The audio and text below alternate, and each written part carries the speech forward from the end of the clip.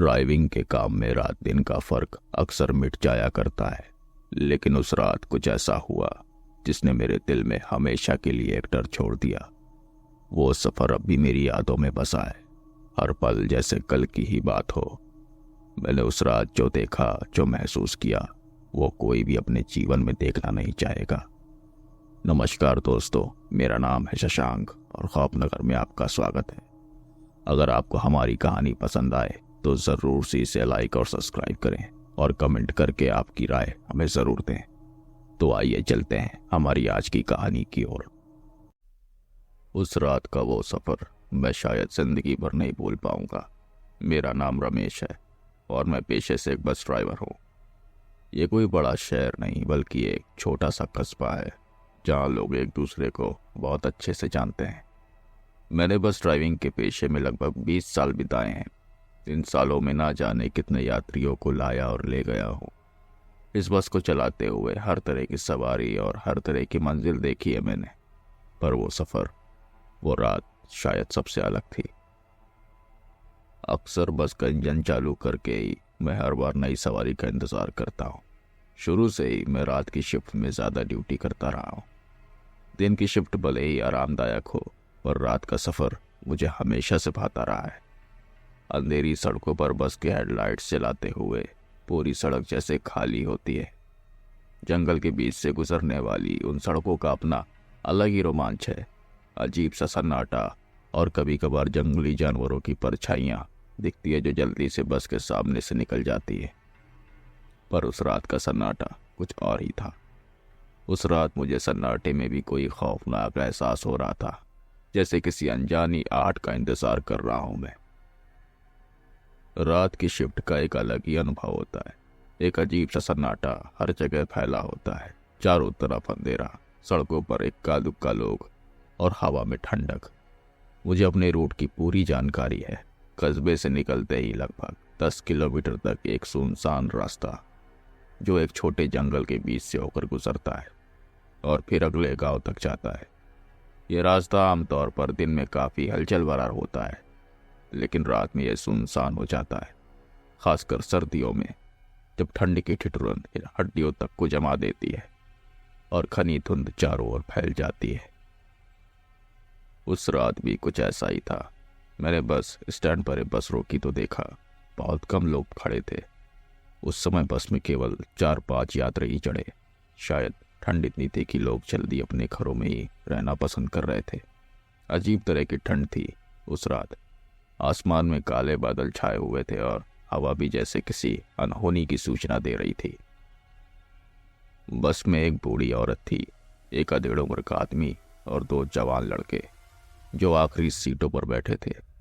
बस के अंदर धूप अंधेरा था और बस के हेडलाइट्स के अलावा चारों ओर कुछ भी नजर नहीं आ रहा था। जैसे जैसे हम जंगल की ओर बढ़ रहे थे, एक अजीब सी खामोशी छा रही थी। कोई आवाज़ नहीं, कोई हलचल नहीं, बस हमारी बस की घर्राहट और मेरी धड़कनों की आवाज़। बस अपने रास्ते पर धीमे धीमे आगे बढ़ रही थी और मेरे आसपास घना अंधेरा और खामोशी थी। यात्री अपने अपने ख्यालों में डूबे हुए थे और बस का माहौल भी सुस्त और थका हुआ सा लग रहा था। लेकिन तभी एक अजीब सी बेचैनी मुझे महसूस होने लगी, जैसे किसी की नज़रें मुझ पर टिकी हुई हैं। पहले मैंने इसे नज़रअंदाज किया, सोचा कि यह शायद ठंड और रात की वजह से मन का डर हो सकता है, लेकिन फिर वो एहसास और गहराता गया।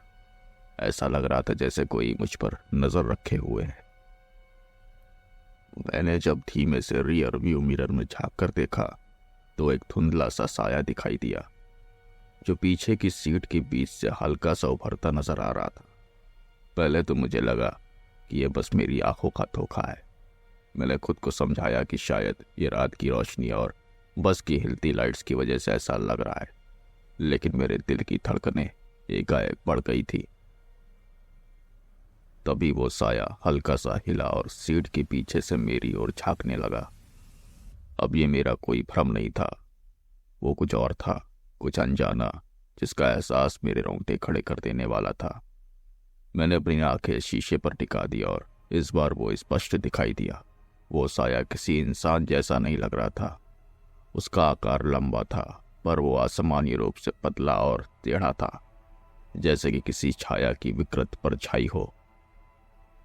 सबसे अजीब बात यह थी कि उसके हाथ लंबे, पतले और असामान्य रूप से खिंचे हुए थे, जैसे कोई परछाई दीवार पर पसरती है।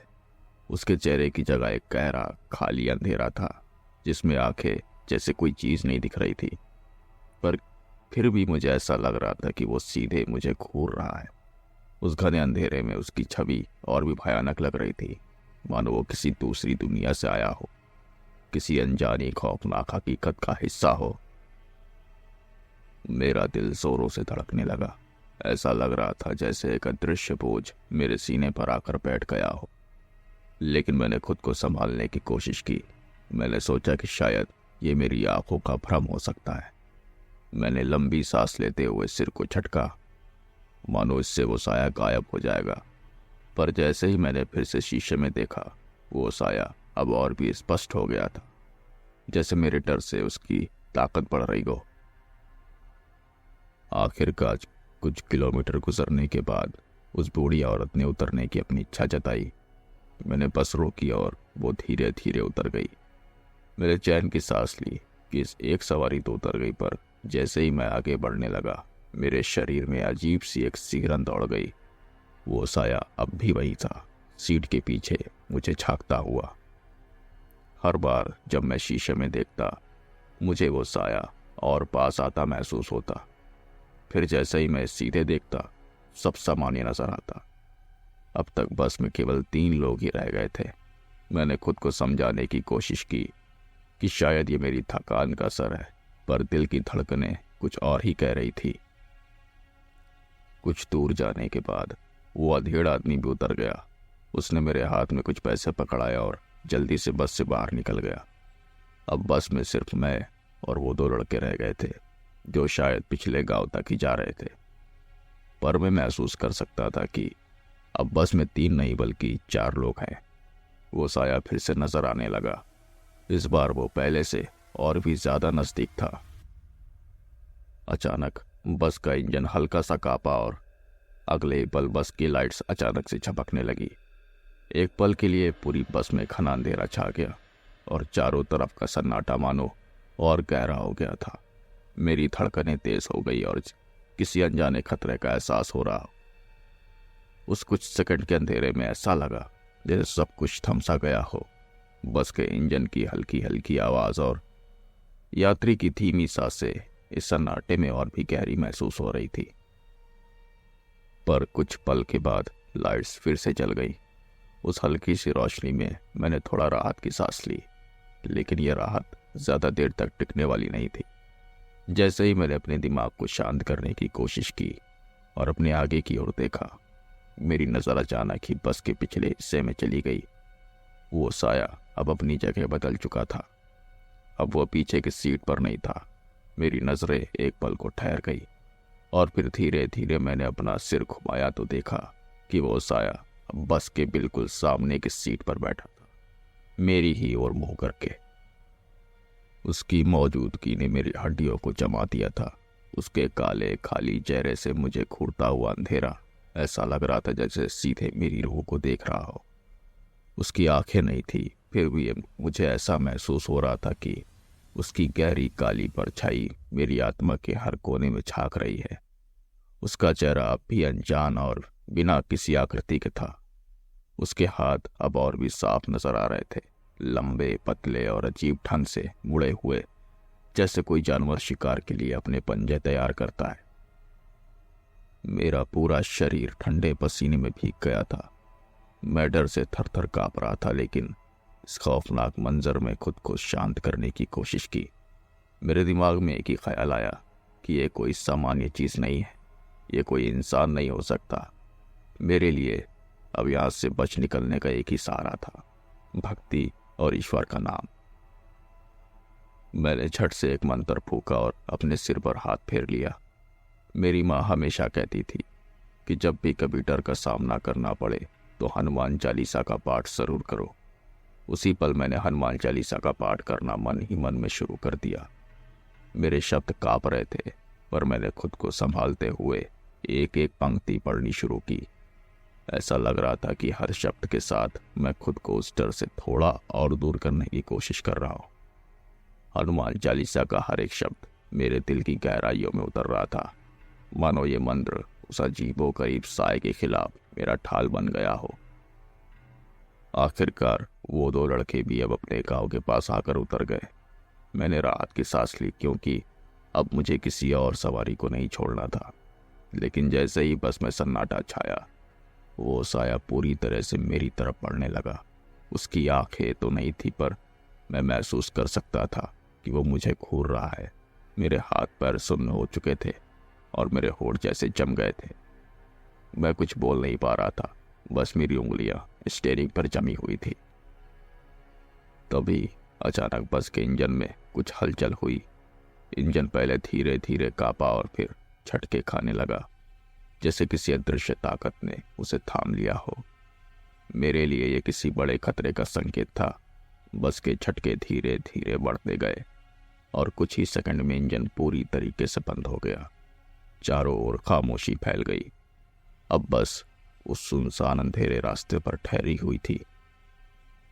मेरा दिल जोरों से धड़के ही जा रहा था। ऐसा लग रहा था मानो ये अंधेरा मुझे निगलने को तैयार हो। मेरे सामने के शीशे के पार विशाल जंगल का घना अंधेरा फैला हुआ था। मैंने हिम्मत जुटाकर पार देखने की कोशिश की, पर अंधेरे में कुछ भी नजर नहीं आ रहा था। ठंड भी काफी बढ़ गई थी, जैसे कि ये सर्द हवा भी मुझे चेतावनी दे रही हो। मैंने अपने दिमाग को शांत करने की कोशिश की और सोचा कि इस खौफनाक स्थिति से बाहर निकलने का एक ही रास्ता है, बस से बाहर भाग जाना। मैंने तुरंत दरवाजे की तरफ देखा और खुद को बाहर जाने के लिए तैयार किया। मेरे भीतर की घबराहट अब और भी बढ़ गई थी और बस से बाहर भागने के अलावा मेरे पास दूसरा कोई विकल्प भी नहीं था। लेकिन जैसे ही मैं उठने को हुआ, अचानक मुझे अपने कंधे पर किसी का हाथ महसूस हुआ। वो हाथ इतना ठंडा था कि मानो किसी ने बर्फ का एक टुकड़ा मेरी त्वचा पर रख दिया हो। मेरी रूह तक कांप गई। उस स्पर्श ने मुझे जड़ कर दिया। मेरी हिम्मत जैसे नष्ट हो गई थी। मैं बस वहीं खड़ा रह गया, जरा भी हिलने की हिम्मत नहीं जुटा पाया। मेरे मुंह से चीख निकलने ही वाली थी जब मैंने धीरे धीरे अपनी नजर ऊपर उठाई। जैसे ही मैंने सामने देखा, मेरी सांसें थम गई। वो साया ठीक मेरे सामने खड़ा था। बस की हल्की सी लाइट में उसकी छवि और भी भयानक नजर आ रही थी। उसका आकार एक इंसान जैसा था, पर वो इंसान नहीं था। उसका चेहरा अब भी अंधेरे में छुपा हुआ था, पर मुझे ऐसा महसूस हो रहा था कि वो मुझे घूर रहा है, सीधे मेरी आंखों में। उसके शरीर से एक अजीब सी घुटन भरी ठंडक निकल रही थी, मानो मौत की ठंड मेरे चारों ओर फैली हो। उसकी उंगलियां लंबी और बेजान दिख रही थी, जैसे किसी मरे हुए की छाया मेरे सामने खड़ी हो। उसकी मौजूदगी इतनी भयानक थी कि मेरी आवाज जैसे गले में अटक गई थी। चाहकर भी मैं चीख नहीं पा रहा था। मैं पूरी तरह से डर के मारे जकड़ा हुआ था। मन में हनुमान चालीसा के शब्द गूंज रहे थे, लेकिन उस वक्त वे शब्द भी मुझे राहत देने में नाकाम हो रहे थे। मेरे सामने वो साया खड़ा था, मानो किसी और ही दुनिया से आया हुआ कोई अजीब और भयानक प्राणी हो। कौन हो तुम? मैंने कांपते हुए पूछा, पर जवाब में बस एक गहरी ठंडी सांस सुनाई दी। उसकी तरफ से कोई जवाब नहीं आया, बस वो खामोशी से मुझे घूरता रहा। मेरी धड़कनें इतनी तेज थी कि मुझे अपने दिल की धड़कनें कानों में सुनाई दे रही थी। मैं हिम्मत जुटाकर फिर से हनुमान चालीसा पढ़ने लगा। जैसे ही मैंने दूसरी बार मंत्र का पाठ शुरू किया, वो साया धीरे धीरे पीछे की ओर खिसकने लगा।